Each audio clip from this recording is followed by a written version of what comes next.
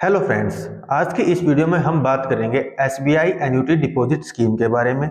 SBI annuity deposit scheme क्या होती है, इसमें निवेश कैसे किया जाता है, कौन कौन है जो इस स्कीम का फायदा उठा सकता है, आरडी, एफडी और एन्युटी जो स्कीम है इनमें क्या डिफरेंस होता है, आपको कौन सी स्कीम में ज़्यादा फायदा मिलता है अगर आप इनमें से किसी में इन्वेस्ट करते हैं, मैच्योरिटी पे आपको क्या क्या बेनिफिट्स मिलते हैं, इन तीनों स्कीम में हम कंपैरिजन भी करेंगे। और इसके अलावा बताएंगे कि आपको कितना पैसा इन्वेस्ट करने पर मंथली कितनी इनकम मिलेगी। तो चलिए स्टार्ट करते हैं आज की इस वीडियो को। सो फ्रेंड्स, अब हम बात करेंगे एसबीआई एन्युटी डिपॉजिट स्कीम के बारे में। तो इस स्कीम में होता क्या है कि जो कस्टमर है या डिपॉजिटर है वो बैंक में एक लमसम अमाउंट को डिपॉजिट करता है, जिसके बदले बैंक उसको रीपे करता है मंथली इक्वेटेड मंथली इंस्टॉलमेंट्स के रूप में। इसको समझने के लिए हम एक सिंपल सा एग्जांपल ले सकते हैं कि आपने कोई बैंक से लोन लिया है और आप उस लोन को ईएमआई के रूप में चुकाते हैं। समय के साथ साथ जैसे जैसे आप ईएमआई चुकाते रहते हैं तो जो आपका प्रिंसिपल अमाउंट है वो भी घटता रहता है और जो इंटरेस्ट उसके ऊपर लगा हुआ वो भी घटता रहता है। मतलब बैंक आपको एक लमसम अमाउंट देता है जिसके बदले आप उसको ईएमआई के रूप में चुका देते हो। यहाँ पर उसका बिल्कुल उल्टा होता है कि आप बैंक को एक लमसम अमाउंट प्रोवाइड करते हो और बैंक आपको इंटरेस्ट समेत आपका पैसा वापिस करता है। अब बात करते हैं कि जो ये इंस्टॉलमेंट्स आपको मिलती है इसके अंदर आपका प्रिंसिपल अमाउंट होता है और आपका इंटरेस्ट जो उस अमाउंट के ऊपर लगा है वो होता है। और जैसे जैसे टाइम बढ़ता रहता है यानी आप मैच्योरिटी जैसे आपने जो टाइम सेलेक्ट किया है आप उसकी तरफ मूव करते रहते हैं तो आपका जो प्रिंसिपल है वो घटता रहता है, जैसा कि लोन के केस में होता है।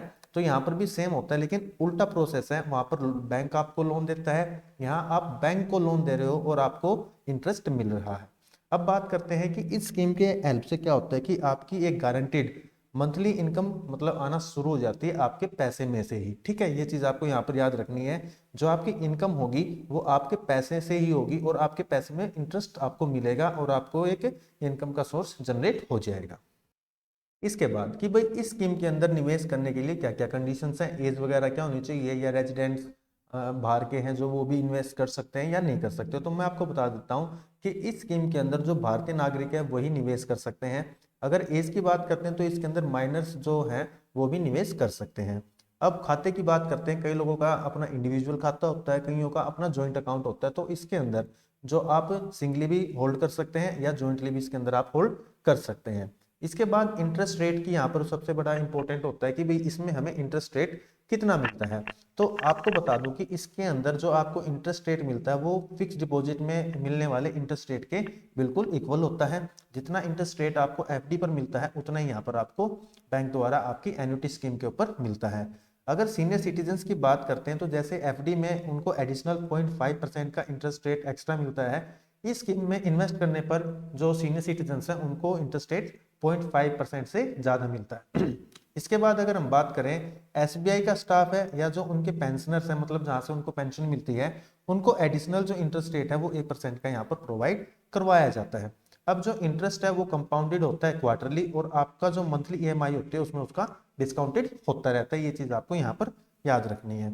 अब दिमाग में आता है कि जो एफडी है, आरडी है या जो एन्युटी डिपॉजिट स्कीम जिसके बारे में हम आज डिस्कस कर रहे हैं, इसमें बेसिक डिफरेंस क्या होता है। तो मैं आपको बता देता हूं, जैसे फिक्स डिपॉजिट यानी एफडी में क्या होता है कि आप एक लमसम अमाउंट डिपॉजिट करते हैं और मैच्योरिटी डेट पर आपको प्रिंसिपल और इंटरेस्ट समेत आपकी जो मनी है या आपका जो पैसा है वो वापस मिल जाता है। रिकरिंग डिपॉजिट की अगर हम बात करें तो आप अपने अमाउंट को लमसम ना करके थोड़े छोटे इंटरवल्स में या छोटी छोटी अमाउंट में क्या करते हैं अपने बैंक या अपने खाते में डिपॉजिट करते हैं।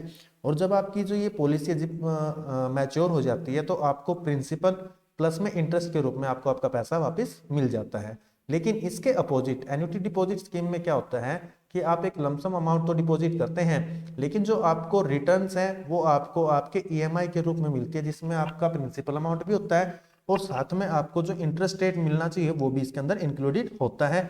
अगर मैच्योरिटी की टाइम की बात करते तो करें तो उस समय पर आपको किसी भी तरह की कोई अमाउंट यहाँ पर नहीं मिलती है। इन दोनों केसेस में तो आपको मैच्योरिटी के टाइम पर अमाउंट मिलेगी लेकिन यहाँ पर आपको मैच्योरिटी के टाइम पर कोई अमाउंट नहीं मिलेगी। ठीक है, इसके बाद बात करते हैं कि जो एन्युटी स्कीम है, एसबीआई एन्युटी डिपॉजिट स्कीम है, इसके फीचर्स क्या हैं, ये आपके लिए बहुत ही जानना जरूरी है। बहुत सारे क्वेश्चन है जो यहाँ से आपके जो डाउट है वो क्लियर हो जाएंगे। सबसे पहला कि भाई हम जैसे एफडी में कितने टाइम से कितने के लिए निवेश कर सकते हैं, इसी तरह से जो आपकी SBI एन्युटी स्कीम है इसमें आप 3 से लेके 10 साल के लिए, जैसे 3 साल, 5 साल, 7 साल या 10 साल के लिए निवेश कर सकते हैं।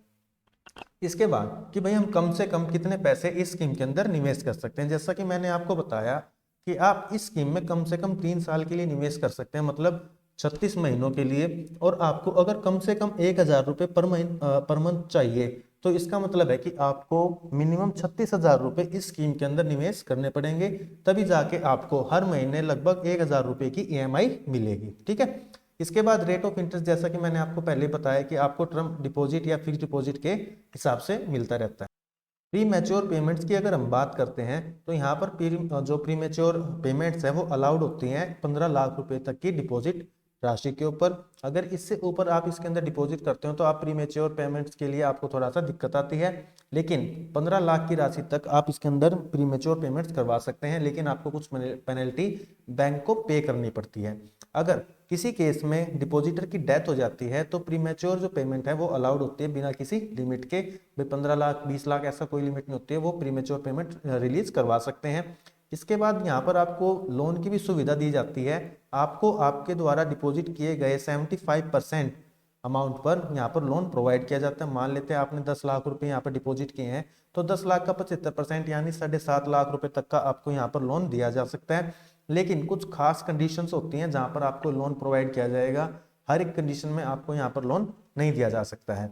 इसके बाद आती है बात कि भाई हम इस जो ये स्कीम है उसमें निवेश कहाँ से करें, तो आप अपने जो नियर बाय ब्रांच है SBI की कोई भी, उसके अंदर जाके आप क्या कर सकते हो, इस स्कीम के अंदर डिपॉजिट या इस स्कीम के अंदर निवेश कर सकते हैं। तो यह थी